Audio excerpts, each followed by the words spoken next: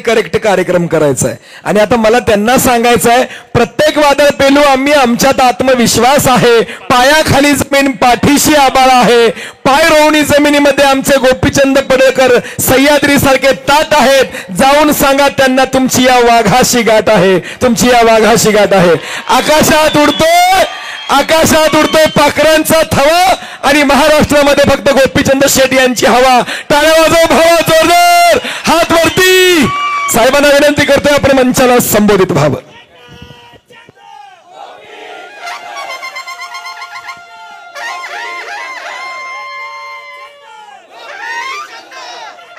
तुतारी वाजते,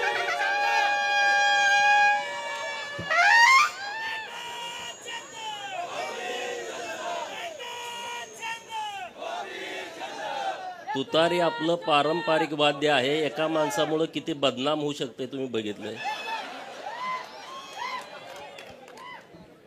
आज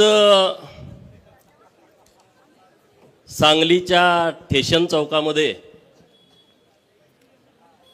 या जिल्ह्याचं ज्यांनी नेतृत्व केलं 95 ते 99च्या काळामध्ये, 18 वर्ष महाराष्ट्राच्या विधान परिषदेमध्ये एक अभ्यासू सदस्य म्हणून आणि विधान परिषदेचे विरोधी पक्ष नेते, राज्याचे ग्रामविकास खात्याचे मंत्री म्हणून एक उत्तम प्रशासक, फरडा वक्ता आणि रोखठोक भूमिका मांडण्यामध्ये ज्यांचं महाराष्ट्रभर नाव आहे, त्यांच्या प्रमुख उपस्थितीमध्ये सांगली विधानसभा मतदारसंघाचे तिसऱ्यांदा आमदार म्हणून निवडून आलेले सुधीरदादा, महाराष्ट्राच्या आणि देशाच्या इतिहासामध्ये एकच विधानसभा, एकच पक्ष आणि 55 वर्ष आमदार म्हणून ज्यांनी प्रतिनिधित्व केलं, महाराष्ट्राच्या विधानसभेमध्ये आदर्श व्यक्तिमत्व म्हणून ज्यांची ख्याती आहे, असे स्वर्गीय डॉक्टर गणपतराव देशमुख साहेब यांचे नातू डॉक्टर बाबासाहेब देशमुख हे सांगोला विधानसभा मतदारसंघातून निवडून आले म्हणून त्यांचा, आणि गेली अनेक वर्ष तुम्हाला वाटत होतं की मी एकदा तरी जनतेतनं निवडून यावं म्हणून सातत्यानं जेवढा संघर्ष मी केला त्याच्यापेक्षा जास्तीचा संघर्ष तुम्ही केलाय। हा गोपीचंद पडळकरचा सत्कार मी समजत नाही।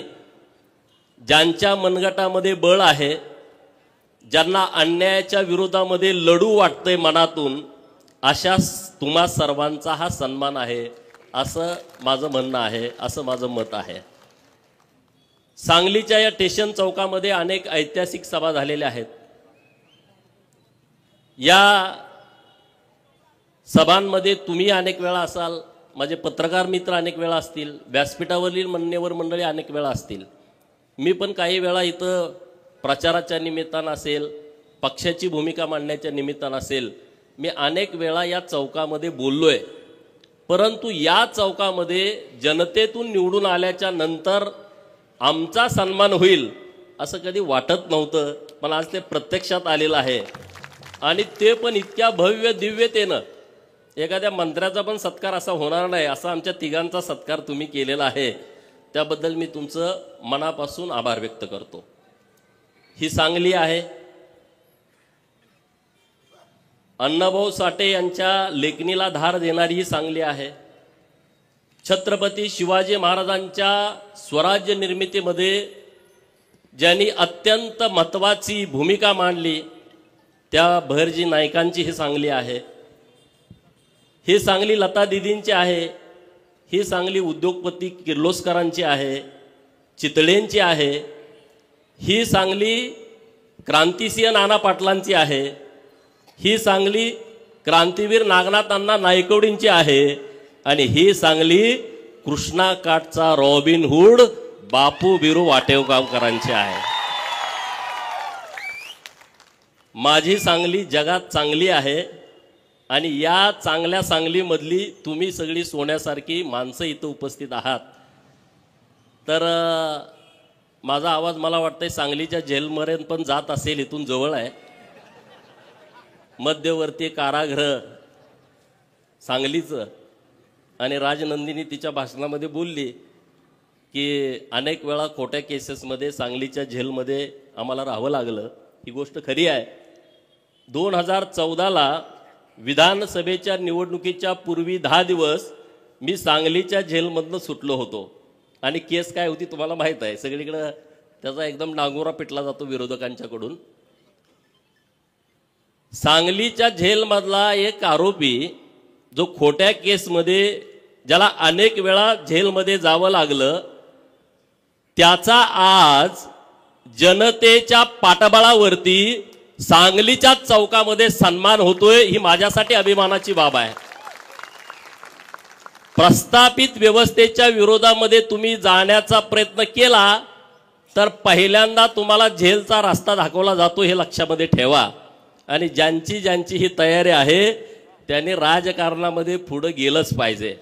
अरे जेवढ्या केसेस माझ्यावरती टाकल्या त्याच्यापेक्षा 1000 पटीनं जेलमधनं बाहेर आल्यानंतर हार लोकांनी आम्हाला घातलेले आहेत. यात सांगलीपासून आटपाडीपर्यंत 10-20 हजार लोकांची रॅली जेलमधनं सुटल्यानंतर या महाराष्ट्रातल्या लोकांनी बघितलेली आहे. लोकांना वाटते गोपीचंद असाच आला, ह्याला काही लॉटरी लागली. लॉटरी लागली नाही रे बाबांनो. आमचा इतिहास नीट बघा. आम्ही लढणारी माणसं आहोत. अण्णासाहेबांनी इतिहास सांगितला. जो समाज स्वतःचा इतिहास विसरतो तो समाज नव्यानं इतिहास निर्माण करू शकत नाही. हे तुम्ही लक्षात घ्या. अण्णासाहेबांनी जे सांगितलंय ते आपण सगळ्यांनी सिरियस घेण्याची आवश्यकता आहे. आज राजकारणामध्ये आपण पुढे आलं पाहिजे. राजसत्ता आणि राजपाट कधी मागून मिळत नसतो, तो नेहमी हिसकावून घ्यायचा असतो. मी पहिल्यापासून ही भूमिका मांडतोय. तुमच्यासाठी कुठलं सिंहासन ठेवलेलं नाही आहे. तुम्हाला सिंहासन निर्माण करावं लागेल. नसेल तर जो सिंहासनावरती आहे त्याच्या पाठीत लात घालून त्याला बाजूला करून तुम्हाला तिथं बसावं लागेल. त्याशिवाय तुम्हाला राजसत्तेतलं सिंहासन मिळू शकत नाही. अरे मी 2006ला राजकारणामध्ये आलो. 6 ते किती झाले बघा, 24 जनतेतून निवडून यायला किती वेळा पडलो मी निवडणुकांमध्ये. 5 वेळा मी निवडणुकांमध्ये हारलोय. 2-3 वेळा विधानसभा, 1 वेळा लोकसभा, 1 वेळा जिल्हा परिषद. एवढा वेळा लोक म्हणायचे हा वेडा आहे. अण्णासाहेबांनी सांगितलं धनगराचं वेड दिवस सरूस तर जात नाही. लोक बोलतात खासगीत, आजही बोलतात की गोपीचंद पडळकर जिल्हा परिषदचा सदस्य झाला नाही हा आमदारकी लढवतो. ग्रामपंचायतचा सदस्य झाला नाही हा आमदारकी लढवतो. पंचायत समितीचा अजून मेंबर नाही हा आमदारकी खासदारकी लढवतो. ह्याला येड लागलंय, हा असाच संपून जाईल. होय, गोपीचंद वेडा होता म्हणून लढला. शहाणा असता तर कुणाच्या तर नोकरीला असता कारकून म्हणून. वेडा होता म्हणून लढला. हे वेड पण आपल्या सगळ्यामध्ये असायला पाहिजे, प्रत्येकामध्ये असायला पाहिजे. वेडा माणूस क्रांती करतो. जो ध्येय वेडा आहे, जो संघर्ष करायची तयारी ठेवतो, जेलमध्ये जाऊन बसायची तयारी ठेवतो, तो वेडाच माणूस असतो. शहाणा माणूस असू शकत नाही. शहाणा असता तर तो पाया जाऊन पडला असता. मला माफ करा, माझ्यावरती केस करू नका, पोलिसाला सांगा, आत टाकू नका. धनगर वेडा आहे अशी लोक बोलतात. मी म्हणतो होय, धनगर वेडा असतो म्हणून तर त्या वेड्यापणामध्ये मेंढपाळाचा पोरगा सुभेदार मल्हारराव होळकर झाला. त्या वेड्यापणामध्ये तलवार हातामध्ये घेतली आणि सिंधू नदीच्या पलीकडे अफगाणिस्तानामध्ये अटके पार भगवा झेंडा फडकावला. वेड्यापणामध्येच यशवंतराव होळकर इंग्रजांच्या विरोधामध्ये लढले. 25 वेळा सलग इंग्रजांना हरवणारा या देशामध्ये दुसरा योद्धा नाही आहे. आणि छत्रपती शिवाजी महाराजांच्या नंतर राजे उमाजी नाईक आणि त्यांच्यानंतर महाराजा यशवंतराव होळकर यांनी स्वतःचा राज्याभिषेक केला आणि चक्रवर्ती महाराजा झाले. हे वेडेपणातच होतं. हे शहाण्या माणसाचं काम नाही आहे. स्वतःवर अन्याय झाला नाही, पण माझ्या मागासवर्गीय बहिणीवरती अन्याय झाला. म्हणून बेंड्या राखणारा बापू बिरू वाटेगावकर हातामध्ये कुऱ्हाड घेतो, बंदूक घेतो आणि 14-15 जणाला यम सदनी पाठवतो. येड्यापणाचं लक्षण आहे, शहाण्या माणसाचं काम नाही. आणि म्हणून हा वेडापणा आम्ही नेहमी करणार. अरे तुमचं उदाहरण देतो, या सांगलीच्या मार्केटमध्ये हमाल म्हणून आमचे बाप जादे आले. त्या हमालाची पोरं आता व्यापारी म्हणून अख्खं मार्केट ताब्यात घेऊन बसलेत. हा वेड्यापणाचंच काम आहे, हे शाण्या लोकांचं काम नाही आहे. आज त्या हमालाची पोरं नगरसेवक, सभापती आणि महापौर म्हणून व्यासपीठावरती बसलेले आहे. असा वेडापणा आपल्याला नेहमी करायचा आहे, हे लक्षामध्ये ठेवा. शहाणपणा केला तर काम करावं लागेल, वेडापणा केला तर तुम्ही लीडर व्हाल, नेता व्हाल. आणि तुम्हाला माझी विनंती आहे, झालं पाहिजे. का होऊ नये आपण? जिसकी जितनी संख्या भारी उसकी उतनी भागीदारी या तत्वावरती आम्हाला तिकीट मिळत नाही. आणि तिकीट मिळालं तर आम्हाला निवडून येऊ दिलं जात नाही. सगळे एक पाडा याला. मग तुम्ही शान व्हावं लागेल, तुम्ही ते हातामध्ये घ्यावं लागेल. आज जतच्या जनतेला मी मनापासून धन्यवाद देतो की त्यांनी आज ही माझी सत्काराची वेळ आणली, नाहीतर ते शक्य नव्हतं. जत तालुक्यातल्या जनतेने डॉक्टर आळीसाहेब व्यासपीठावरती अन्य मान्यवर बरेच आले असतील, तर त्यांनी इतक्या क्षमतेनं, इतक्या ताकदीनं माझ्यासारख्या कार्यकर्त्याला 26 ऑक्टोबरला माझी उमेदवारी घोषित झाली, 20 नोव्हेंबरला मतदान होतं. भाजपमधले काही लोक ताकदीनं विरोधामध्ये भूमिका मांडत होते, हा बाहेरचा आहे, हा परका आहे, भूमिपुत्र नाही आहे. अशा काळामध्ये तालुक्यातली जनता माझ्या पाठीमागं ठामपणे उभं राहिली. मी जतकरांना मनापासून धन्यवाद देतो. आणि मी त्यांना जो शब्द दिलाय विधानसभेच्या प्रचारामध्ये, तो प्रत्येक शब्द आणि शब्द पूर्ण करण्यासाठी पुढची 5 वर्ष मी रात्रंदिवस मेहनत घेईल. आणि त्याबरोबर महाराष्ट्रातले काही विषय असतील, महाराष्ट्रातले काही प्रश्न असतील, तर त्याच्यासाठी पण काम करेन ना. अरे किती आम्ही लढलोय, आमचं कौतुक आम्ही करतोय अशातला भाग नाही. अनेक विषय मी विधान परिषदेचा आमदार झाल्यानंतर सभागृहामध्ये घेतले. सांगलीमधले महानगरपालिकामध्ये बदली कामगार आहेत, मानधनवरती कामगार आहेत, 1200च्या वर आहेत. मला भेटले मंत्रालयामध्ये, पप्पू डोंगरे साहेब होते, सुधीर दादा होते, की बाबा असा असा प्रश्न आहे. आम्ही लावून धरला. त्या लोकांचा प्रश्न ऑर्डर पर्यंत आला, परंतु एक सचिवानं मेक मारून ठेवली, तो आमच्या हिताचा नव्हता. म्हणून आम्ही त्यांना सांगितलं थांबवा, परत आमचं सरकार येणार आहे, आम्ही परत दुरुस्ती करून घेतो. एखाद्याचं प्रामाणिकपणे काम केल्याच्या नंतर लोक जाणीव कशी ठेवतात बघा. आता इथं चिंगा काकू आली, मला दिसली स्टेजवरनं.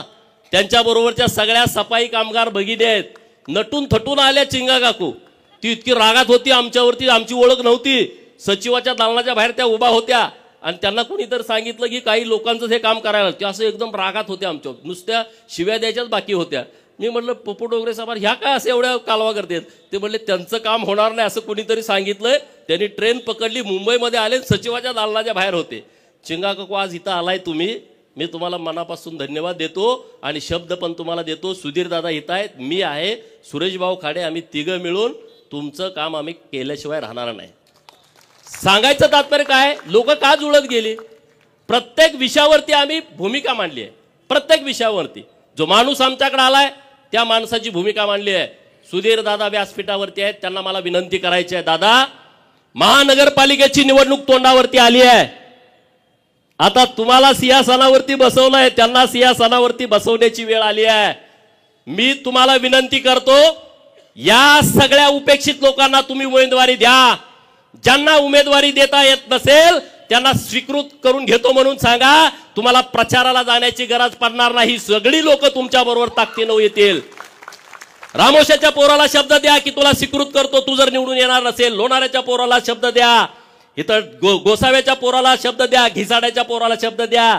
काय करायला लागत नाही, ही सगळी लोक तुम्हाला ही महानगरपालिका ताब्यामध्ये देतील. चमचे दलालांच्या मागे माणसं राहिलेली नाहीत, चमचे दलालाच्या मागे लोक नाहीत. ही जी गोरगरीब लोक आहेत ना, ती पूर्ण क्षमतेनं तुमच्या बाजूने उभा राहणार आहेत. आणि तुमच्या ताब्यामध्ये परत एकदा महानगरपालिका देऊन या सांगली, मिरज आणि कुपवाडचं कल्याण करायचं आहे. त्यासाठी आम्ही तुमच्या बाजूने ठामपणे उभं राहू. तुम्ही आमच्या सगळ्यांच्या पाठीमागं ताकद उभी करा. तुम्ही अगोदर करताच, त्याबद्दल दुमत नाही. अनेक नगरसेवक झालेले आहेत, इथं दिनकर तात्या आहेत, पृथ्वीराज भैया आहेत, सगळे व्यासपीठावर मान्यवर मंडळी आहेत की जे निर्णय प्रक्रियेमध्ये आहेत. तर तुमच्याकडून आमच्या अपेक्षा आहेत, तुम्ही आम्हाला सन्मान द्या, आम्ही तुम्हाला ताकदीनं पाठबळ देण्याची व्यवस्था या सांगली मिरज कुपवाडच्या महानगरपालिकेच्या निवडणुकीच्या निमित्तानं करू. त्याबद्दल अजिबात दुमत ठेवू नका. हा सांगली जिल्हा 2 पुढाऱ्यांचा आहे असे वारंवार वारंवार वारंवार म्हटलं जातं, नावं घेत नाही.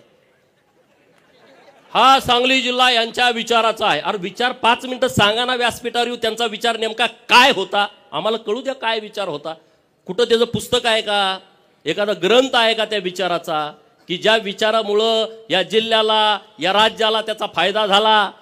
अरे मी म्हणतो हा सांगली जिल्हा नागनाथांना नाईकवडींचा, हा सांगली जिल्हा क्रांतिसिंह नाना पाटलांचा हा जिल्हा आहे. हा जिल्हा 12 बलुतेदाराचा, 18 पगड जातीतल्या लोकांचा, शेतकऱ्यांचा, कष्टकऱ्यांचा, गरीब मराठ्यांचा जिल्हा आहे. आणि त्यामुळं ह्या जिल्ह्यामध्ये परिवर्तन झालं पाहिजे. नुसतं राजकीय नाही, सामाजिक असलं पाहिजे, विकासात्मक राजकारण असलं पाहिजे, ते परिवर्तन झालं पाहिजे. आणि म्हणून तुम्ही जो आज आमचा सन्मान घेतलाय तिघांचा, त्या सन्मानानं आमची जबाबदारी वाढली आहे. निश्चितपणे तुम्हाला सांगतोय, सांगलीच्या ज्या अपेक्षा आहेत, अरे सांगलीमध्ये कुपवाड MIDC किती वर्षापासून तयार झाली, नवीन काय तिथं झालं का, नाही. मार्केट कमिटीमध्ये व्यापाऱ्यांना जागा नाही, नवीन काय प्रयोग झाला का. अरे ती मार्केट कमिटी भ्रष्टाचारानं अशी बरबटली आहे, जागा घेतली त्यात भ्रष्टाचार. काय तुमचं व्हिजन पाहिजे सांगली मार्केट कमिटीचं. अरे इथल्या व्यापाऱ्यांना जागा नाही, 100-200 एकर जागा घेतली, डेव्हलपमेंट केलं आणि व्यापाऱ्यांना ती उपलब्ध करून दिली. कर्नाटक आपल्या बाजूला आहे, कर्नाटकातून लोक येत आहेत आणि त्या मार्केट कमिटीचा विस्तार केला नाही. कोंबडी कापून खायची ही जी ह्या लोकांची सवय आहे आणि त्याला पाठबळ मिळतंय. कारवाई होणं अपेक्षित होतं, कारवाई झाली नाही. मार्केट कमिटीवरती कारवाई होणं अपेक्षित होतं, जिल्हा मध्यवर्ती बँकेवरती कारवाई होत नाही. कारण हा फिरत असतो नेता, त्यांचा पाया पडत असतो अंधारामध्ये, कळत नाही, मॅनेज होतो, मग कारवाई होत नाही. आज सांगली जिल्ह्यामध्ये शेतकऱ्यांची जिल्हा मध्यवर्ती बँक आहे, जी आर्थिक वाहिनी आहे, या बँकेमध्ये प्रचंड मोठा भ्रष्टाचार झाला. 83 ची चौकशी झाली, 88 ची चौकशी सुरू आहे. अरे आमची मागणी आहे ही चौकशी पूर्ण होऊन त्यांच्यावरती कारवाई झाली पाहिजे. आज तुम्ही शेतकऱ्यांच्या दारामध्ये जाता 1 लाख कर्ज थकवल्यावरती आणि इकडे 100 कोटी रुपये तुम्ही काढले, बुडवले, तिकडे कोणी जात नाही. आज महाकाली साखर कारखाना, आटपाडीचा मानगंगा साखर कारखाना, अरे सभासदांनी त्यांच्या सौभाग्यवतीच्या गळ्यातलं डोरलं मोडून तुमची सभासदाची फी भरली. आज इतके वर्ष तुम्ही कारखाना चालवला, 200 150 कोटी रुपये तुम्ही कर्जामध्ये घालवला आणि आता तुम्ही परत बँक म्हणते की आता हे RBIचे नियम आहेत, अमुक आहे, तमुक आहे, त्याचा बाऊ करून तुम्ही ते कारखाना विकायला काढणार आणि त्या पुढाऱ्यांच्या घशामध्ये घालणार. माझे पत्रकार मित्र येत आहेत, माझी त्यांना विनंती आहे, हे कारखाने विकायचे आणि घशात घालायचे यांचे डाव आहेत. आणि कारखाना विकल्यानंतर काय होणार आहे. अरे आटपाडीच्या कारखान्याला 250 एकर जमीन आहे, तिथं 5 लाख रुपये गुंठ्याचा भाव आहे. ते कारखाना घेणार आणि त्यातली 200 एकर जमीन विकून टाकणार आणि खाजगी कारखाना करून टाकणार. जे सुतगिरणीचं झालं तोच प्रकार होणार आहे, महाकाली कारखान्याचं तेच होणार आहे. तर बँकेला माझं अपील आहे, सभासदांचा कारखाना हा सभासदाला राहायला पाहिजे. उद्या तुम्ही विकून ती जमीन विकणार आहे, आता तुम्ही जमीन विकून ती पैसे भरून घ्या आणि तो सभासदांचा कारखाना सभासदाच्या ताब्यामध्ये ठेवा. कशासाठी हे प्रकार करताय, कुणासाठी करताय. अरे हे काय तुमच्या बापजादाची प्रॉपर्टी नाही आहे, हे लोकांची आहे, शेतकऱ्यांची आहे, कष्टकऱ्यांची आहे. त्याच्यावरती तुम्ही डल्ले मारता, त्याच्यावरती तुम्ही अटॅक करता. हे इथून पुढे चालणार नाही. सरकारकडे मी पाठपुरावा करणार आहे आणि सरकारनं जरी पाठीशी घातलं तर सरकार बरोबर सुद्धा या बाबतीमध्ये संघर्ष करायची आमची तयारी असणार आहे. कारण हे सभासदाचे कारखाने आहेत, सभासदाची जमीन आहे. अरे आटपाडीची जमीन तर माझ्या धनगर समाजाची जमीन आहे. काय तुम्ही देता रे, एक तुम्ही गुंठा जमीन देत नाही, 250 एकर जमीन आमच्या बापजाद्यांनी दिली. काय मिळालं आम्हाला, काय त्या कारखान्यामध्ये मिळालं. कामगार म्हणून आणि म्हणे आमच्या बापाचे कारखाने आहेत. महाकाली कारखान्यामध्ये कुणाच्या जमिनी आहेत, या जिल्ह्यातल्या सगळ्या कारखान्याच्या आणि MIDCच्या जमिनी बघा. या 18 पगड जातीच्या, 12 बलुतेदाराच्या, गरीब मराठ्याच्या आणि OBCच्या जमिनी आहेत. कुठल्या पुढाऱ्याच्या रानामध्ये झाला कारखाना? अण्णासाहेबांनी मला एकदा कहाणी सांगितली की त्यांची सुद्धा 400 एकर जमीन एका कारखान्याला गेली आहे. परवा त्यांना भेटायला गेलो तेव्हा सांगितलं. सर्वोदय कारखान्याचं काय झालं? पृथ्वीराज भैया इथं आहेत, संभाजी आप्पा आता हयात नाहीत. आज कष्टाने उभा केलेला कारखाना या बँकेच्या राजकारणामध्ये त्यांनी घशात घातला. आणि म्हणून तुम्हाला माझी विनंती आहे, या बँकेच्या राजकारणामध्ये तुम्ही आला पाहिजे, संस्था स्थापन केल्या पाहिजेत आणि मत कुणाला विकलं नाही पाहिजे या बाडग्यांना. नाहीतर त्याचा काही उपयोग होणार नाही. 2 लाख मिळाले, 3 लाख मिळाले, चालला, त्याचा उपयोग होणार नाही. राजकारणाच्या बाबतीमध्ये मनात चीड असली पाहिजे, ठग असली पाहिजे. लात घालीन तर पाणी काढेल अशी उर्मी प्रत्येकाच्या मनात असली पाहिजे, तर हे घडल. 1, 2, 3 काम नाही आहे. तुम्ही सगळ्यांनी ठरवलं तर हे घडू शकतं. ही क्षमता, ही ताकद ही तुमच्यामध्ये आहे आणि त्या ताकदीनं आपल्याला पुढे जायचं आहे. आज आम्ही जतकरांना आव्हान केलं होतं की तुम्ही आम्हाला जमीन द्या. 1,500 एकर जमीन दिली.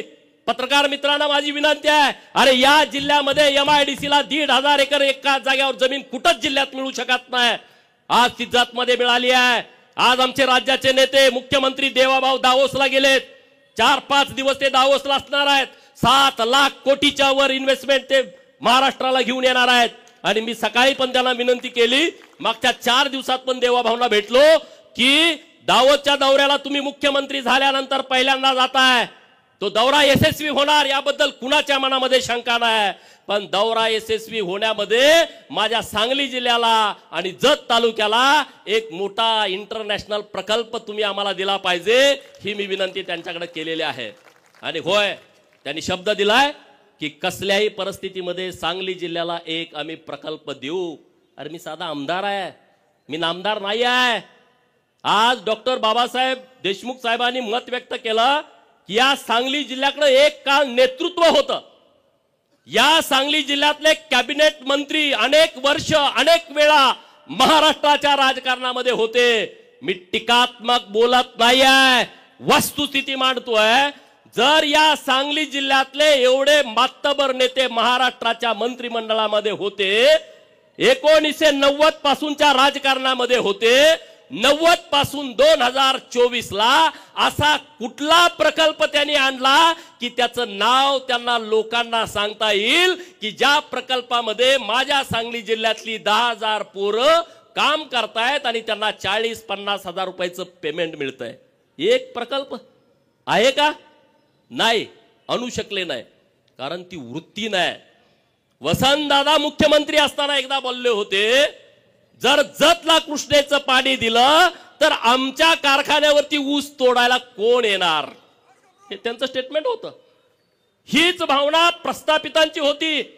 कृष्णा काठच्या सगळ्या पुढाऱ्यांनी जिल्ह्यातल्याच दुष्काळग्रस्त तालुक्यांच्या वरती अन्याय केले. जत असेल, कवटेमंकाळ असेल, तासगावचा काही भाग असेल, खानापूर असेल, आटपाडी असेल, याच लोकांनी अन्याय केला. पण कृष्णामाईंनी अन्याय केला नाही. याच कृष्णामाईचं पाणी आज जतला गेलं, कवटेमंकाळला गेलं, मंगळवेढ्याला गेलं, सांगोल्याला गेलं, खानापूरला गेलं, आटपाडीला गेलं, कडेगावला, पलूसला, तासगावला, मिरजच्या पूर्व भागामध्ये, माणला, खटावला. कृष्णामाईंनी दुजाभाव केला नाही, कृष्णामाईंनी अन्याय केला नाही. आज कृष्णाबाईची ओटी जर माझ्या आईला भरू वाटली, माझ्या वहिनीला भरू वाटली, माझ्या ताईला भरू वाटली, तर आमच्या ओढ्यामध्येच कृष्णामाईचं पाणी आलंय. हे कृष्णामाईचे उपकार आज आमच्या दुष्काळी पट्ट्यावरती आहेत. देवाभाऊंचे उपकार आहेत. अरे 2-2 हजार कोटी, 7-7 हजार कोटी, टेंबूला 7,000 कोटी एका वेळेस मिळाले. म्हैसाळला सुधारित म्हैसाळ योजनेला 2,000 कोटी एका वेळेस मिळाले. मंगळवेढा तालुक्यातली 35 गावं दुर्लक्षित होती, काळ्या खुट्ट जमिनी आहेत. आज तिथं धनगर समाजाची संख्या मोठी आहे, कुणी तिकडे बघितलं नाही. देवेंद्र फडणवीस साहेबांनी 1,000 कोटीची योजना मंजूर केली. समाधान दादा अवताडे यांच्या प्रचारात शब्द दिला होता आणि तो त्यांनी शब्द पूर्ण केला. का नाही इथल्या लोकांना जमलं? जलसंपदा खात्याचे मंत्री होते 2.5 वर्ष. काय केलं तुम्ही? काय भूमिका घेतली? जे काम कार्यकर्ते त्यांच्याकडे करतायत त्यांनाही माझा प्रश्न आहे. नेता दिसायला स्मार्ट आहे, देखणा आहे, बोलतोय, उच्च विद्या विभूषित आहे, तिकडं फॉरेनला जाऊन शिकून आला, पण जिल्ह्याला काय फायदा मिळाला? सांगलीला काय फायदा मिळाला? सांगलीकरांनी अनेक वेळा विश्वास देऊन महानगरपालिका दिली. अरे सुधीरदादांच्या नेतृत्वात तुम्ही दिली महानगरपालिका. इथं बऱ्यापैकी मोठ्या प्रमाणात निधी आणला गेला. तुम्ही या नेत्याकडे महानगरपालिका दिली, तुम्हाला काय मिळालं? काही मिळालं नाही. माझी विनंती आहे तुम्हा सगळ्यांना की तुम्ही ताकदीनं सोबत उभा राहावा, सुधीरदादांच्या सोबत उभा राहावा. आम्ही खांद्याला खांदा लावून काम करायला तयार आहोत, कारण सांगली बदलली पाहिजे. अरे मी या सांगलीत कॉलेजला होतो 2000 साली 11-12वीला. 2000 सालची सांगली आणि आताची सांगली काही फरक नाही, काही बदल नाही. माणूस कुठं चुकत नाही, काही भानगड होत नाही. अरे मग ह्याच्याबद्दल कुणीतरी केलं पाहिजे होतं. आमचे सगळे मित्र आहेत, तिथं बलराज आहेत, रावसाहेब आहेत, सगळी टीम आहे.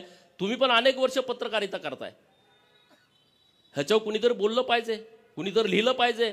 अरे जतला आमच्या गावाला रस्ता नाही आणि तुमच्या पुढाऱ्याच्या गोठ्याला डांबरी रस्ता आहे, सिमेंटचा कॉन्क्रीटचा रस्ता आहे. काय तुमच्या बापाचे पैसे आहेत? तुमच्या हातामध्ये सत्ता आली, तुमच्या हातामध्ये जिल्हा नियोजनची समिती आली म्हणून तुम्ही मनमानी करता. अरे दुर्दैव आहे.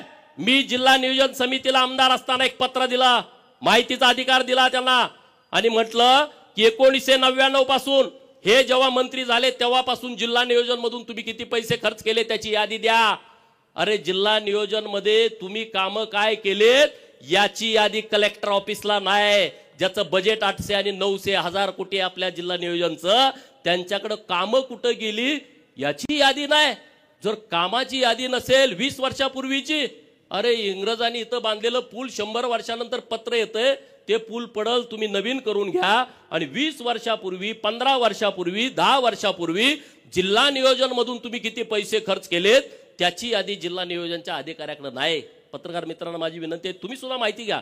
मी माहिती दिली तर मला उत्तर दिलं की आमच्याकडे माहिती नाही. ही किती गंभीर बाब आहे बघा. कुणी केला जतवरती अन्याय, कुणी केला आटपाडीवरती अन्याय? याच लोकांनी केलाय. बाहेरचा माणूस आला नाही अन्याय करायला. आणि म्हणून तुम्ही मला निवडून दिलाय जातकरांनी.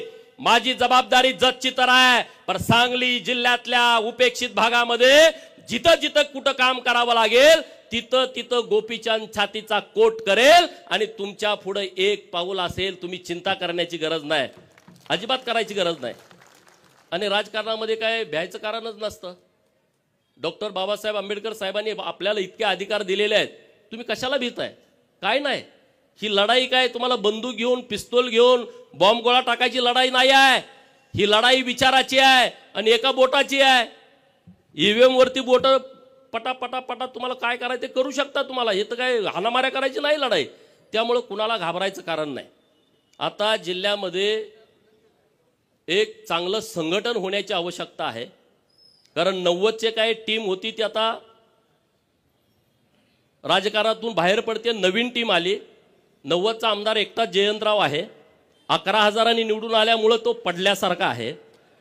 आणि जयंतरावचं दुखणं दुसरं आहे की आरआरचा पोरगा आमदार झाला आणि माझा पोरगा आमदार होत नाही, ह्याचं टेन्शन सगळ्यात जास्त जयंतरावला आहे. आणखी काही नेत्यांना पण त्यांचं नावं घ्यायला नको, हे लगेच स्फोट करतात राज्यामध्ये. आरआर बरोबर असणाऱ्या अनेक पुढाऱ्यांचं दुखणं हे आहे की आरआरचं पोरगा आमदार झालं, मग आमचं कसं होणार, तुमचं कसं होणार? तुमची लायकी, तुमची क्षमता, तुम्ही काम केलेलं. जतमध्ये पण चाचपणी केली होती माझ्या अगोदर. त्यांचं ती एजन्सी ते फार हुशार माणूस आहे. एजन्सीचा रिपोर्ट आला नापास पूर्ण. काही जरी केलं तर काही होत नाही. परत त्यांनी हातकलंगले लोकसभेचा सर्वे केला, नापास. सांगलीत पुढी सोडली, लोकसभेला इकडे उभा राहणार आहे, ह्या पार्टीत येणार, होत नाही, शक्य नाही. सत्ता आणि पैसा या मस्तीवरती राजकारण करायची आता वेळ गेलेली आहे, वेळ संपलेली आहे. सत्ता आणि पैशावरचं जर राजकारण असतं तर हा गोपीचंद आमदार होऊ शकला नसता. लोकांच्या हातामध्ये ह्या सगळ्या विषय गेलेले आहेत, लोकांच्या हातामध्ये ह्या निवडणुका गेलेल्या आहेत. मी लोकसभेला उभा होतो, सांगलीकरांनी मला मतं दिली. एवढी काही जास्त नाही मतं, पण बऱ्यापैकी दिली. आता सुधीरदादा तेव्हा विरोधात असल्यामुळे मतं कोण देणार आपल्याला? तेव्हा मतं आपल्याला मिळाली नाहीत. परंतु मी तेव्हा इथं भाषणं केली होती या चौकामध्ये. मी खासदार झाल्याच्या नंतर मी हे करेन, म्हणजे सगळ्यात महत्वाचा होता की 7 स्टार लायब्ररी करेन, असा मी शब्द तेव्हा विद्यार्थ्यांना दिला. मी झालोच नाही तर कसा देणार? आता विधानसभेचा आमदार झालोय, सुधीरदादांच्या बरोबर गट्टी करून त्यांचा फंड, माझा फंड असं करून सांगलीमध्ये एक विद्यार्थ्यांच्यासाठी 7 स्टार लायब्ररी करण्याचा विचार आम्ही करतोय. दादा देऊ ना शब्द, तुमच्या वतीनं देऊ ना? हा सुधीर दादांच्या वतीनं शब्द मी देतो की आपण करू शकतोय, आपण बदल करू शकतोय. सांगलीतले लोक खूप चांगले आहेत, काम करण्याची क्षमता असणारी लोक आहेत, टीम पण खूप चांगली आहे. तर अशा पद्धतीनं आपण सगळेजण पुढे जाऊ. डॉक्टर बाबासाहेब देशमुख साहेब विधानसभेवरती निवडून आलेले आहेत, त्यांच्याकडे इतका मोठा वारसा आहे, त्यामुळे त्यांची जबाबदारी माझ्यापेक्षा जास्त आहे. मी हुबला काय म्हणून सगळ्याला जग जाहीर आहे, पण त्यांना तसं करून चालत नाही. मला काय उलटं पालटं आहे ते हुबला काय जाऊ दे असं म्हणतात, पण तुम्हाला तसं करून चालणार नाही. कारण तुम्ही आबासाहेबांचे नातू असल्याच्यामुळं तुम्हाला तेवढंच बोलावं लागेल, तेवढंच निर्णय घ्यावे लागतील, तशा पद्धतीनंच तुम्हाला पुढं जावं लागेल. आणि आबासाहेबांच्या कार्यकर्तृत्वावरती आज अख्खं महाराष्ट्र अभ्यास करतो, त्यांना आदर मानतो, अभिमान आहे. माझ्यासारख्या कार्यकर्त्याला अभिमान आहे. आबासाहेबांची विचारसरणी वेगळी, आमची वेगळी होती. आबासाहेब अनेक वेळा स्टेजवरनं मला दम द्यायचे. मी एका माणसाविरोधात बोललो का तू बस नाही मी निघालो म्हणायचे. पण आबासाहेबांच्या बद्दल प्रचंड आदर सगळ्यांच्या मनामध्ये आहे, सगळ्या लोकांच्या मनामध्ये आहे. आणि देवेंद्र फडणवीस साहेबांनी सभागृहामध्ये मागणी केली होती की आबासाहेबांचा अर्धाकृती पुतळा हा विधान भवनात बसवायचा.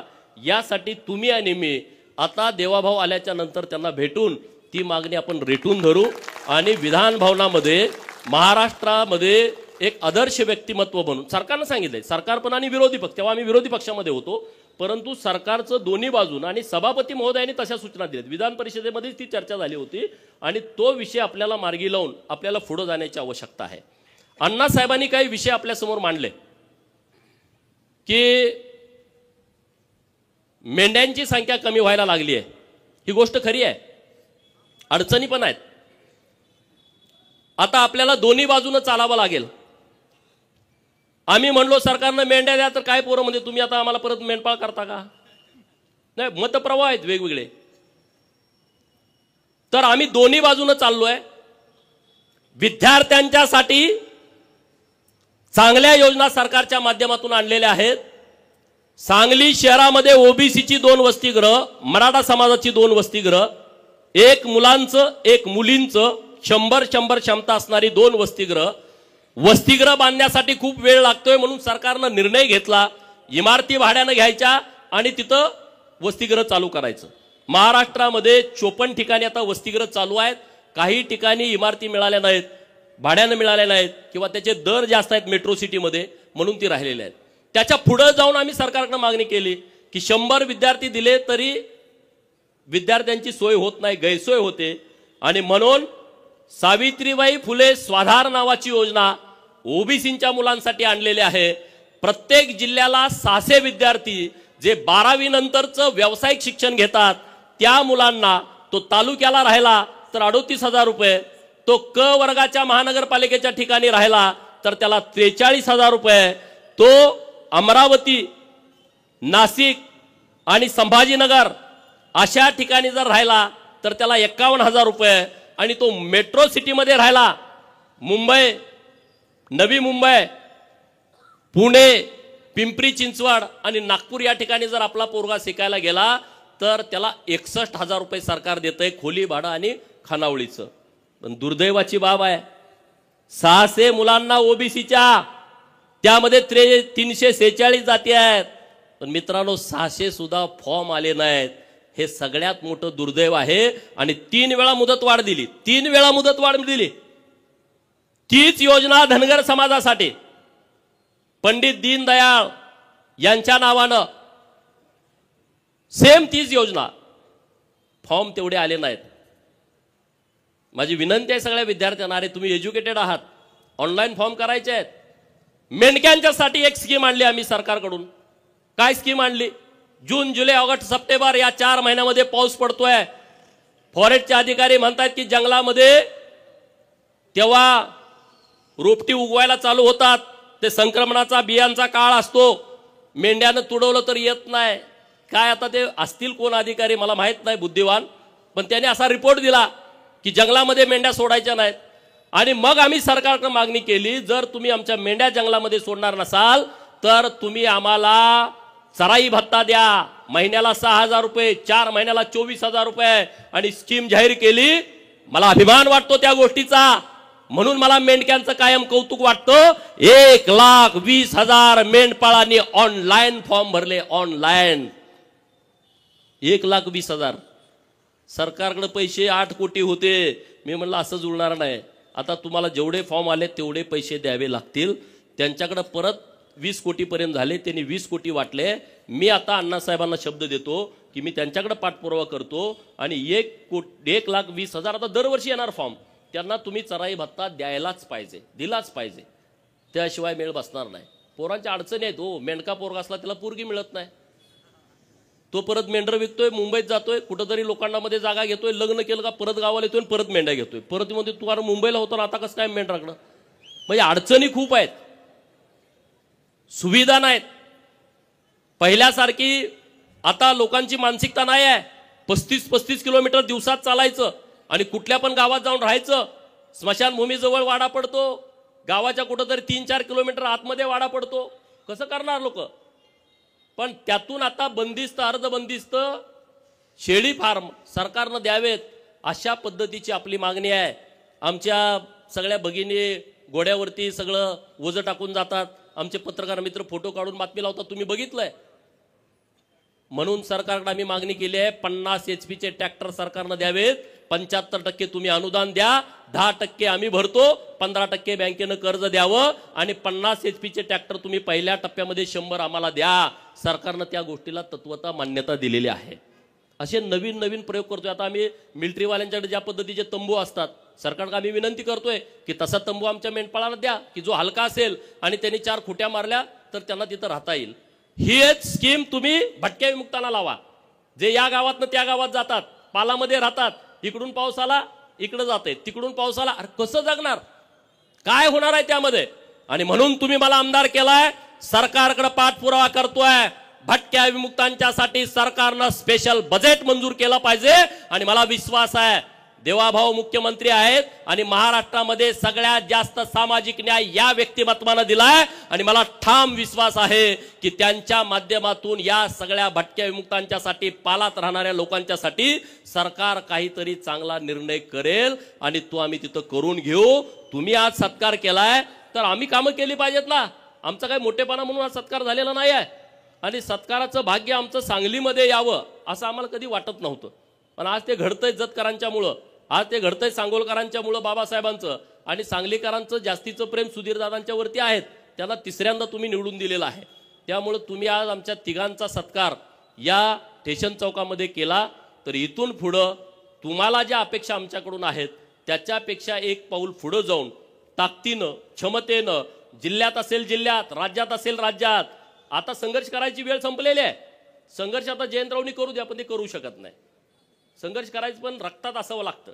संघर्ष ते करू शकत नाहीत. आता ते विरोधी पक्षात आहेत, त्यांनी करायला पाहिजे आंदोलन, मोर्चा, रस्त्यावर. आम्ही कुठवर यायचं, आम्ही रस्त्यावरच आहे गेली 20 वर्ष. आता नाही, आता आम्ही सत्तेत आलोय.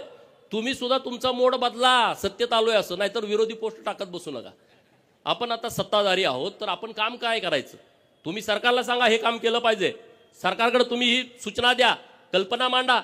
अरे सामान्य माणसं सुद्धा चांगल्या कल्पना मांडतात आणि त्या कल्पनेनुसार सरकार काम करतं. तशा सूचना तुम्ही द्या, त्या पद्धतीनं सरकार काम करेल. आपलं एक महत्वाचं काम राहिलंय, 2-3 वर्ष झालं प्रयत्न सुरू आहे.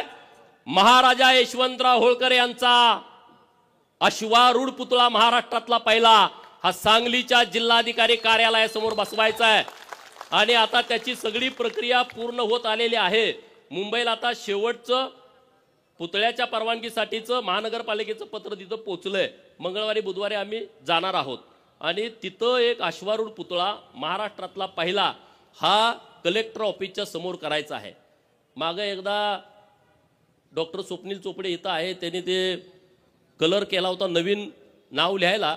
एकदा कलर केला का काही गाड्यांच्या डोक्यात आलं, ती परत तिथं नावच लिहू देणार. स्वप्नीलला नेऊन पोलीस स्टेशनला बसवलं त्याने की नाव लिहायचं नाही. मी म्हटलं का, पोटात दुखते का म्हटलं, काय अडचण होते. आणि मग संघर्ष करून ते यशवंतराव होळकर महाराजा यांचा सांगलीमध्ये चौक आहे. आणि तुम्हाला सांगतोय, जर तुम्हाला राजकर्ती जमात बनायची असेल, महाराजा यशवंतराव होळकर जोपर्यंत तुम्हाला समजणार नाहीत, महाराजा यशवंतराव होळकर यांचं तैलचित्र तुमच्या घरात लागणार नाही, महाराजा यशवंतराव होळकर यांची जयंती गावागावात साजरी होणार नाही तोपर्यंत तुम्ही राजकर्ती जमात बनवू शकत नाही. म्हणून माझी तुम्हाला विनंती आहे की महाराजा यशवंतराव होळकर यांची जयंती गावागावात साजरी झाली पाहिजे. घोड्यावरचा फोटो तैलचित्र आम्ही नव्यानं प्रकाशित केलंय. तो फोटो तुमच्या घरात प्रत्येकाच्या असला पाहिजे आणि त्यांचा सगळा इतिहास वाचून घ्या. अण्णासाहेबांनी काही पुस्तकं लिहिलेली आहेत, तिकडं सोनवणे सरांनी काही पुस्तकं लिहिलेली आहेत, नास इनामदारांनी झुंज नावाची कादंबरी, हे वाचा तुम्ही. वाचल्याशिवाय काय होणार नाही. नाही तर तुम्ही ह्याच्या मागे पडणार. ते तुम्हाला ही मोठी माणसं, ही मोठी नाहीत लोक. मी अनेक वेळा सांगतो, तुम्ही ऐकत नाही, त्याला माझा नाही इलाज आहे. ही मोठी नाही, बिंडोक लोक आहेत, हे होपलेस लोक आहेत. ह्यांनी काय नाही, आपल्याला ते लांबनं दिसतंय. आपल्याला गेस्ट हाऊसच कधी कळू दिलं नाही, लांबनच बघायचो. हे मोठ्या लोकांसाठी. अरे तुमचाही ते, तुम्ही जाऊन बसा की तिथं आयटीत, काय बिघडतंय? आपली प्रॉपर्टी आहे ती, सरकारची प्रॉपर्टी म्हणजे जनतेची प्रॉपर्टी. तुम्हाला ती मोठ्या माणसासाठी आहे, मोठ्या माणसासाठी नाही, तुमच्यासाठी पण आहे. तिथं एकदा जाऊन बसा, रुबाबा, जेवा, ऑर्डर द्या, एक दिवस झोपून या ना तिथं, काय बिघडतंय? हा, ती लोकांसाठी आहे. मोठ्या तुम्ही तोपर्यंत ते तुमच्या ताब्यात घेत नाही. कलेक्टर ऑफिसला गेला, भेटाय ना, शिपायात जाऊ ना, धडका मारून जावा ना, साहेबाला जाऊन भेटा, तहसीलदारला जाऊन भेटा. मध्यस्थ शोधताय, मध्यस्थ काय करताय? भीती घालताय तुम्हाला, पैसे घेताय तुमच्याकडून, दलाली करताय, त्याचा उपयोग होत नाही. तुम्ही जावा ना तिथं, लोकांच्यासाठी जावा, गरिबांच्यासाठी जावा. जात पडताळणी ऑफिस आहे इथं, किती लोकांचे दाखले मिळाले नाहीत, जावा ना तिथं, दरडावा ना, बोला. नंदीवाल्याच्या पोराला जातीचा दाखला मिळाला नाही, का नाही मिळाली जात पडताळणी? तुम्ही खडसावा ना तिथं जाऊन. गोसाव्याच्या पोराला का नाही दिलं, डवऱ्याच्या पोराला का दिलं नाही? तुम्ही करा ना मोठ्या भावाची भूमिका. नुसतं भाषण करून उपयोग नाही. मोठ्या भावाची भूमिका ही कृतीतून तुमची दिसली पाहिजे, तर तुम्ही पुढे याल, अन्यथा तुम्ही पुढे येणार नाही. एकटा गोपीचंद, एकटा डॉक्टर बाबासाहेब आमदार होऊन तुमचा प्रश्न मिटत नाही. असे शेकडो आणि हजारो गोपीचंद महाराष्ट्रामध्ये तयार व्हावे लागतील, तेव्हा कुठं तुम्ही या प्रवाहात याल, अन्यथा प्रवाहात येणार नाही. आता जिल्हा नियोजनची सदस्याची नेमणूक होईल. कुठं आहे सरकारचं धोरण? पत्रकार मित्रांच्याकडे माझी विनंती आहे, मी पण मागणी करतोय, जिल्हा नियोजन मध्ये सुद्धा रिझर्वेशन आलं पाहिजे. निमंत्रित सदस्यामध्ये सुताराचं, लोहाराचं, कुंभाराचं पोरग जिल्हा नियोजनचा सदस्य म्हणून कलेक्टर ऑफिसला पालकमंत्र्याच्या समोर बसलं पाहिजे. कधी बसणार? ते नाही बसणार. त्याला माहित नाही, त्याला कल्पना नाही. मला तुम्ही आमदार केलाय आणि मी जत मध्ये जाहीर केलंय आमच्या सगळ्या सहकारी मित्रांची परवानगी घेऊन. ज्या शासकीय कमिट्या आहेत माझ्या जत विधानसभा मतदारसंघामध्ये, ज्या समाजाला कधीच प्रतिनिधित्व मिळालं नाही, ज्याला कधी उमेदवारी मिळाली नाही, त्या समाजातल्या तरुण पोराला तहसीलदारच्या शेजारी बसायचा अधिकार त्या समितीच्या माध्यमातून आम्ही देणार आहे. कलेक्टर ऑफिसला कलेक्टर साहेबाच्या शेजारी बसून चर्चा करण्याचा अधिकार जर मर्याय गाडेवाल्याच्या पोराला जर मला देता आला तर त्या आमदारकीचं सार्थक झालं असं मी समजेन. आणि तशी पोरं मी शोधतोय आणि त्यांना इथं आणून बसवणार आहे. डवऱ्याची, गडस्याची, लवाराची, कुंभाराची, सुताराची पोरं, नाभिकाची पोरं, मातंग समाजाची, गरीबाची पोरं, ज्यांना कधी सन्मान मिळाला नाही. कमिट्यावर तर टाका की रे, कमिट्यावर पण तुम्ही टाकत नाही. इकडचा मेहना, तिकडचा पाहुणा, जिल्हा नियोजनवरची यादी काढा. गेल्या 20 वर्षातली कोण आहेत माणसं? एक तर नेता, नेत्याचा चमचा, दुसऱ्याला संधी नाही.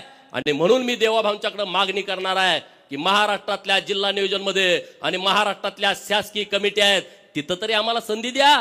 आणि ते देऊ शकतात, हेच काहीतरी परिवर्तन करू शकतात. आणि म्हणून असे नवीन नवीन विषय घेऊन आपल्याला पुढे जायचं आहे, नवीन नवीन विषय घेऊन आपल्याला पुढे काम करायचं आहे. अजिबात चिंता करू नका, अजिबात काळजी करू नका.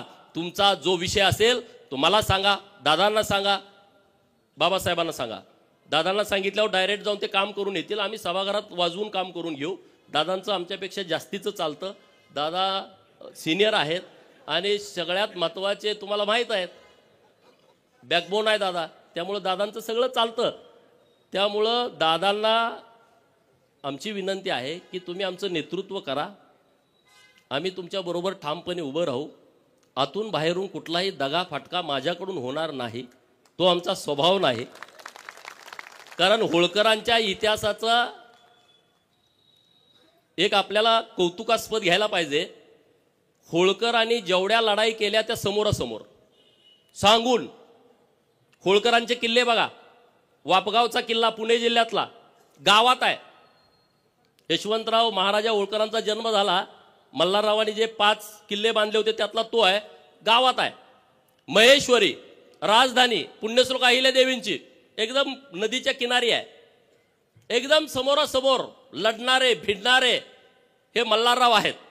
आणि त्यामुळं ज्यांना आम्ही लढायचं त्यांना समोरच लढतो, अजिबात चिंता नाही. आणि त्यामुळं दादांसारखं ज्येष्ठ नेतृत्व आपल्या सांगली जिल्ह्यामध्ये आहे. त्यांच्या नेतृत्वामध्ये आपण सांगली शहरामध्ये, ग्रामीणमध्ये ते जास्त फिरत नाहीत, पण सांगली शहरामध्ये आम्ही पूर्ण क्षमतेनं त्यांच्यासोबत राहू एवढंच या निमित्तानं बोलतो. फळ मार्केटमधली लोक असतील, हमाली करणारी सगळी मंडळी असतील आणि तुम्ही सगळे, तुमचं माझ्यावरती खूप उपकार आहेत. भाषणात सांगण्यासाठी नाही आहे, तुम्ही म्हणणार भाषणात सांगतोय. माझ्याकडे जेव्हा गाडीला तेलाला पैसे नसायचे तेव्हा तुम्ही त्या गाडीत तेल टाकण्याचं काम केलं आहे. माझ्या सगळ्या निवडणुका ह्या तुमच्या वर्गणीवरती झालेल्या आहेत. त्यामुळं माझ्यासारख्या कार्यकर्त्याला त्याची प्रचंड जाणीव आहे. अरे आम्ही सामान्य आहोत. तुम्ही आज एवढा सांगलीमध्ये दिमागदार एवढा सोहळा केला गडदे तात्यांच्या नेतृत्वामध्ये, शक्य नाही आहे. महाराष्ट्रातल्या कुठल्या आमदाराच्या नशिबी असं येईल, पैसे लावून कुणी करेल हो, पण तुम्ही उत्स्फूर्त केलाय. हे तुमचं प्रेम आमच्यावरती कायम राहू द्या. या प्रेमाची पोच पावती आम्ही कामातून तुम्हाला देऊ. गडदे तात्या आणि सगळे सिनियर लोक आहेत व्यासपीठावर. आता एकाच नाव घेतलं तर अनेकांची लोक राहतील. आता आपले सांगलीचा आदर्श महाराष्ट्रातल्या सगळ्या महानगरपालिका क्षेत्रामध्ये राहणाऱ्या उपेक्षित वंचित लोकांनी घेतला पाहिजे, असा आदर्श घालून देणारी सगळी मंडळी व्यासपीठावरती आहेत. आणि त्यामुळं तुम्ही जो आमचा मान सन्मान केलाय, सत्कार केलाय आणि अण्णासाहेबांच्या उपस्थित केलाय, आणि अण्णासाहेबांनी इतकं चांगलं आम्हाला आज मार्गदर्शन केलेलं आहे, कुठलाही फटका न मारता त्यांनी आम्हाला व्यवस्थितपणे आशीर्वाद दिलेले आहेत. त्याबद्दल अण्णासाहेबांचं मी मनापासून आभार व्यक्त करतो. अण्णासाहेबांचं फार मोठं योगदान आहे. चौंडी हे अण्णासाहेबांमुळे महाराष्ट्राला कळालं. नंतर जानकर साहेबांनी त्याचं पूर्ण महाराष्ट्रातल्या लोकांच्यापर्यंत नेलं. चौंडीला तुम्ही गेलं पाहिजे. 31 मेला जयंती आहे पुण्यश्लोक अहिल्यादेवींची आणि 300वी जयंती आहे. यावर्षी सरकारनं 75 कोटी रुपये बाजूला काढून ठेवलेत अहिल्यादेवींच्या जयंतीला. मुख्यमंत्री महोदयांना मी परवा पत्र दिलंय की पुण्यश्लोक अहिल्यादेवींची जयंती सरकारनं कशी साजरी करायची त्याची तुम्ही बैठक बोलवा, अण्णासाहेबांना बोलवा, आमच्या सगळ्या लोकप्रतिनिधींना बोलवा आणि तुम्ही पुढच्या 2 महिन्याचा आराखडा करा. ठीक आहे, 1 दिवसाची पुण्यतिथी होणार नाही तर 2 महिन्याचा कार्यक्रम होईल. देवाभाऊंनी त्याला मान्यता दिलेली आहे. त्यामुळं हा जयंतीचा कार्यक्रम तुम्ही गावागावामध्ये करा. अरे अहिल्यादेवींचं खूप मोठं काम आहे. छत्रपती शिवाजी महाराजांच्या नंतर हिंदवी स्वराज्याचे पताका ही होळकरांनी खांद्यावरती घेतली, अन्य काही सरदारांनी पण घेतली, परंतु अहिल्यादेवीने जे काम केलेलं आहे ते काम कुणीच विसरू शकत नाही. हिंदू धर्माच्या रक्षणाचं आणि हिंदू मंदिरांचं जीर्णोद्धाराचं काम हे अहिल्यादेवीने इतक्या मोठ्या प्रमाणात केलंय, ते कुणी विसरू शकत नाही. नरेंद्र मोदी साहेबांना मी धन्यवाद देईन. काशी विश्वेश्वराच्या मंदिराचा कॉरिडॉर डेव्हलप केला आणि त्या कॉरिडॉरमध्ये पुण्यश्लोक अहिल्यादेवींचा पुतळा त्यांनी तिथं बसवलेला आहे. कुठलाही हिंदू काशी विश्वेश्वराच्या दर्शनासाठी गेला तर त्यांना पुण्यश्लोक अहिल्यादेवींचं दर्शन होतंय. शंकराचार्यांचा आहे, भारत मातेचा पुतळा आहे आणि कार्तिक स्वामीचा, असे 4 पुतळे तिथं बसवलेले आहेत. धन्यवाद देईल मी देवाभावना, एकनाथ शिंदे साहेबांना. अरे अहमदनगरचं नाव बदललं, 1 वर्षाच्या आतमध्ये नामांतरण केलं आणि पुण्यश्लोक अहिल्यादेवी नगर केला. हा काही छोटा निर्णय नाही. तुम्हाला त्याचं काही देणं घेणं नसल्यामुळे तुम्हाला त्याचं काही वाटत नाही. अरे डॉक्टर बाबासाहेब आंबेडकरांचं तेव्हाचं औरंगाबाद आणि आताचं संभाजीनगर, त्या विद्यापीठाला नाव देण्याच्या बद्दल किती मोठा संघर्ष झालाय. आपल्या जिल्ह्यातले रामदास आठवले साहेब आहेत, त्यांनी किती मोठा संघर्ष केला होता बघा. वाचा, घरं जाळली, अत्याचार झाले, बलात्कार झाले, मर्डर झाले, तेव्हा विद्यापीठाचं नाव बदललं. सोलापूर विद्यापीठाचं नाव बदललं. तुम्हाला त्याचं सोयरसुतक नाही, तुम्हाला त्याचं देणं घेणं नाही. नुसत्या पुढाऱ्यांना शिव्या, ह्यांनी काय केलं, त्यांनी काय केलं. अरे तुम्ही काहीतरी करा ना, तुम्ही या ना, तुम्ही बोला, भूमिका मांडा. आता सोलापूर विद्यापीठाच्या प्रांगणामध्ये पुण्यश्लोक अहिल्यादेवींचं स्मारक तयार झालंय आणि आम्ही आता नरेंद्र मोदी साहेबांना विनंती करतोय देवाभाऊंच्या माध्यमातून की त्या स्मारकाचं उद्घाटन करण्यासाठी स्वतः नरेंद्र मोदी साहेबांनी यावं सोलापूरला. जर तो निर्णय झाला तर तुम्ही सगळे या, वेळ द्या. इकडं अमावस्याला गेलो, तिकडं पौर्णिमेला जावा, पण एकदा जावा की दर अमावस्याला कशाला जात आहे. हा, बोकडं कापली 21, बोकडं कापली 20, 15, एक कापा की. आपला देव मानतोय ना, का आपल्या विरोधात आहे बिरोबा. हा, मसोबाला बोकाड कापलं, एक कापा ना, बारकं कापा. 8 किलोचं, 7 किलोचं, 50-50 किलोची बकरी, 50-50 किलोची बोकडं बंद करा ना. इकडं या, राजे व्हा. मंत्रालय अजून आम्हाला कुणी दाखवलं नाही. मुख्यमंत्री कुठं बसतात आम्हाला माहित नाही, 2 नंबरचा समाज. आपली ही अवस्था असेल तर गावात राहणाऱ्या छोट्या मायनर समाजाची काय अवस्था असेल विचार करा ना, काय अवस्था असेल. म्हणून जरा परिपक्व व्हा. सोलापूरच्या अहिल्यादेवी विद्यापीठामध्ये स्मारकाचं लोकार्पण आहे, तिथं तुम्ही या. अण्णासाहेबांनी त्यांच्या नेतृत्वामध्ये अहिल्यादेवींचा वाडा तयार केलाय. 50-60 कोटी रुपये खर्च करून एकदा जावा, दर्शन घ्या. एकदा आपल्या कुलस्वामीला गेलं, एकदा चौंडीला गेलं पाहिजे. अरे चौंडीमध्ये प्रचंड ताकद आहे, तिथली माती ऊर्जा आहे. तुम्हाला माहित आहे मागे एक जण तिथं जयंती करायला ते पळून जावं लागलं. दुसऱ्या महिन्यात सरकार सुद्धा गेलं. नाही शक्ती आहे, कुणाला पटो अगर कुणाला न पटो, ही ताकद आहे तिथं चौंडीमध्ये. आणि तुम्ही जात नाही, तुम्हाला माहिती नाही. लग्न झाल्यानंतर नवरा बायकोला खंडोबाला गेले, मकोबाईला गेले, बिरोबाला गेले, चौंडीला जाऊन या म्हणून सांगा ना. तुम्ही पांडा पाडा ना, जावा. लग्नामध्ये कोट घालताय, बूट घालताय, एकदा फेटा बांधा, घोंगडं टाका. काय लग्न मोडते काय नवरी? करा ना. आता माझं झालं नाही तर मी केलं असतं तसं, तुम्ही करा ना तसं. मला अभिमान वाटतो. मी जेव्हा आमदार झालो तेव्हा मी डोक्याला पिवळा फेटा आणि खांद्यावरती घोंगडं टाकून मी शपथ घेतली. अरे महाराष्ट्रातल्या धनगरांचे नाही, देशातल्या धनगरांचे मला फोन आले आणि तिथली लोक त्यांना विचारायला लागली. कर्नाटकच्या एका मंत्र्यांचा मला फोन आला, त्यांना नीट हिंदी पण बोलता येत नव्हतं. ते म्हणले, आमची लोक मला म्हणायला लागली, तुम्ही का नाही असं बांधलं, तुम्ही 4 वेळा मंत्री झाला, तुम्ही असं का नाही केलं की तुम्ही 6 वेळा आमदार झाला. करा ना तुम्ही जे करता ते लोक करतात. हे सगळं चालूच आहे रे. आपल्याला एक वेगळं पण आहे, हे कुणाला नाही आहे. ज्याच्या डोक्यावर पिवळा फेटान खांद्यावरती घोंगडा आहे, तुमची ओळख सांगायची गरज नाही. हे तुम्ही करा. ढोल वाजवले आता येताना, लाज बाळगू नका, शिका ना. मी वाजवतो, तुम्ही वाजवा. गजी ढोल शिकायला पाहिजे आपलं. अरे आपलं एक वेगळेपण आहे, आपली एक संस्कृती आहे, ती आपण जपली पाहिजे. त्याच्यासाठी लाजलं नाही पाहिजे. मी जेव्हा मुंबईमध्ये जायचो तेव्हा तिथले अधिकारी हळू बोलायचे, इकडं तिकडं बघून मला भेटायचे. मी इकडचं आहे, मी तिकडचं आहे, वेगळं सांगायचं. जातीचा विषय येतोच हो, कुणी जरी नाकारला तरी. जात चिकटलेली आहे. किती जरी पुरोगामी महाराष्ट्र म्हटलं तर तसं काही नाही आहे. हे सगळं थोतांड आहे. तुम्ही एसटीत जरी बसला, शेजारचा माणूस तुम्हाला विचारतो तुमचं गाव कुठलं, तुमचं नाव काय. आडनावावरनं जर त्याला जात कळली नाही, तुमच्या पाहुण्याचं आडनाव काय, पाहुण्याचं गाव कुठलं, त्याच्यावरून त्याला जात कळली नाही तर 10 मिनिटांनी म्हणतोय तुमची जात कुठली हो. एसटीत बसलेलं, त्याचा काही संबंध नाही, त्याचं काही देणं घेणं नाही, तुमची त्याची ओळख नाही, तरी ते विचारताय जातीवरती येतंय. अरे मग जर आपल्याला असं वैभव मिळालं असेल तर तुम्ही ते जपलं पाहिजे, ते टिकवलं पाहिजे. गोपीचंद तुम्हाला वाटला हे नालायक आहे, मला सोडून द्यावं, पण दुसरा विषय घेऊन तुम्ही पुढे या ना. सगळेच माझ्याबरोबर असे नाहीत, 5-2% माझे सुद्धा एकदम चिंध्या करणारी लोक आहेत, मला माहीत आहे. पण मी काय तुमच्यावर रागाला आलोय का? मी रागाला पण येणार नाही. माझा विषय पूर्णपणे वेगळा आहे, माझे वैचारिक शत्रू पूर्णपणे वेगळे आहेत आणि त्यामुळं तशा पद्धतीनं मी पुढे जातोय. कुणी जरी मला थांबवण्याचा प्रयत्न केला, मी थांबणारा माणूस नाही. कारण मी थांबत नाही, कारण तुम्ही सगळे माझ्या सोबत आहात. एक बच्चनजींची कविता आहे, ती मी तुम्हाला वाचून दाखवणार आहे. मैं पत्थर पर लिखी इबारत हूं, मैं पत्थर पर लिखी इबारत हूं, शीशे से कब तक तोड़ोगे. मैं पत्थर पर लिखी इबारत हूं, शीशे से कब तक तोड़ोगे. मिटने वाला मैं नाम नहीं, मिटने वाला मैं नाम नहीं, तुम मुझको कब तक रोकोगे, तुम मुझको कब तक रोकोगे. मैं सागर से भी गहरा हूं, मैं सागर से भी गहरा हूं, तुम कितने कक्कड़ फेंकोगे. मैं सागर से भी गहरा हूं, तुम कितने कक्कड़ फेंकोगे. चून चुन कर आगे बढ़ूंगा मैं, चून चुन कर आगे बढ़ूंगा मैं, तुम मुझको कब तक रोकोगे. तुम हालातों की भट्टी में, तुम हालातों की भट्टी में जब जब मुझको झोंकोगे, तुम हालातों की भट्टी में जब जब मुझको झोंकोगे, तब तपकर सोना बनूंगा, तब तपकर सोना बनूंगा, तुम मुझको कब तक रोकोगे. अनेक वेळा संघर्षाच्या भट्टीमध्ये तुम्ही आम्हाला ढकललंय, आम्ही तावून सुलाकून निघालोय.